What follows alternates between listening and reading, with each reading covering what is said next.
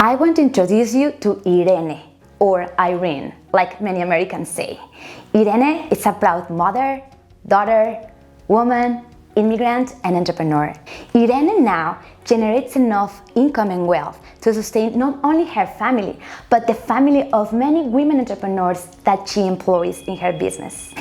Irene is one of the many women successful entrepreneurs in the US that is so unlikely to succeed because of her story, but has succeeded because of her story. The family of Irene came from Colombia when Irene was a teen.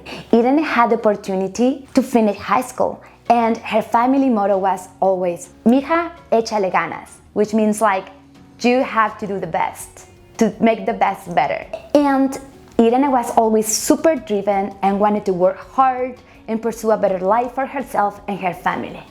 When she became a mother, it hit home that she really needed to make ends meet through her work. Like many immigrant women, and also women that are not immigrant, and many people of color, Irene experienced employment discrimination. Many times, her employers didn't allow her to grow as much as she would wanted because she had an accent, because she didn't have an education, because she looked a certain way, because she was who she was. And one day, Irene hit what she describes as the concrete ceiling.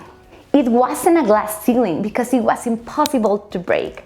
It was a concrete ceiling that wouldn't allow her to continue growing or to generate the kind of income that would make a life. So Irene decided to do something that I call the magic of the impossible.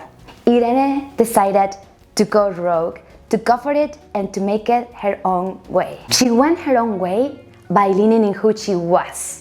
She went her own way by remembering her skills, her abilities, and her knowledge that she had learned throughout her entire life. She remembered that as an immigrant, she was always the translator of her family.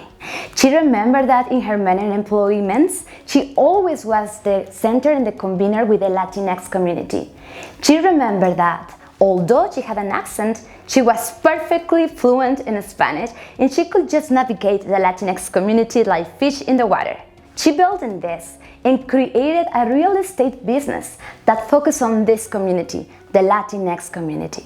And by building on who she was and her ability to network, to socialize, to convene, to navigate in her resilience, and she made this great dream come true. Think about yourself. Think about your own story and how your story relates to your work in Extension and what you do. Think about us, Extension, as a gigantic entrepreneurship endeavor. We are entrepreneurs in our daily programming. We grow money, we network, we create grants, we create, design, and implement programs. And as entrepreneurs in Extension, we also have a lot of power. We have the power to create programs for the communities we serve. We have the power to define our populations and to work with them in different ways. Here is where I want to talk to you about the importance of culturally relevant programming. Dr. Maria Teresa Chavez Harrelson wrote about a concept called 3 R's, and this is culturally responsible, reinforcing, and responsive. Think about the magic and the impact of something that is culturally reinforcing. A program that, instead of denying or erasing your background, builds on it. A program that acknowledges the whole self of the entrepreneur and brings the story forward instead of trying to put it back in the background. This is especially important when designing programs for entrepreneurship. Historically, entrepreneurship has been the way for immigrant, women, and communities of color to enter the economy. And we cannot talk about equity until we talk about economical equity. Economic has historically been a way to navigate systems of oppression. And we all know that in this system, the way to navigate it is through resources.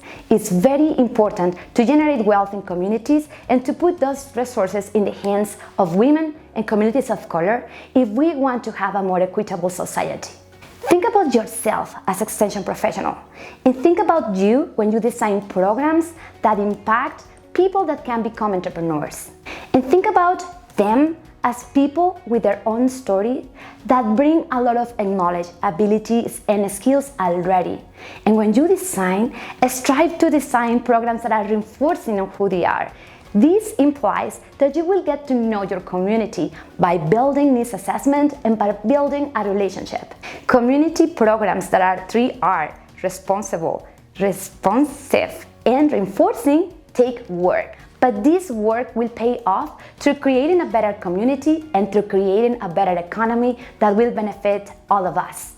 Because when you benefit a women entrepreneur, research shows you benefit a whole community. I want to leave you with this thought. Next time that you think about creating programs, think about your own story. And how is it that you, as extension professional, build the knowledge, abilities, and skills to do your work? And think about people that you serve in the same way. They come with a story, and they need to build on that story in order for the program to be meaningful. We are catalysts of social change. In extension, we are uniquely positioned to improve people's life. This is a blessing and a responsibility. My invitation to you is to build on the wealth of communities and your own through leaning on your story and through listening to the stories of others.